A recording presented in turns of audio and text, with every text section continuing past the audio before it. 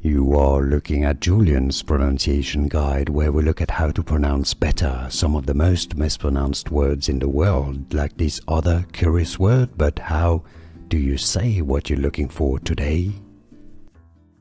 Alright, let's look at how to pronounce this Irish name. It's a fascinating one. All Irish names are. Stay tuned for more of them. They're all confusing, alright. But it's easy once you know. Let's break it down. How to pronounce Ashlen. Yeah, ash, just like ash of, ashes. And then len, just ignore the G at the end. Ashlen is how you say it. It's easy, right? Let us know in the comments if it was useful. Thanks for watching. Here are more videos on how to pronounce more confusing words and names too many mispronounced. Like this video if you found it useful. I appreciate your support. I'll see you soon and thanks for watching.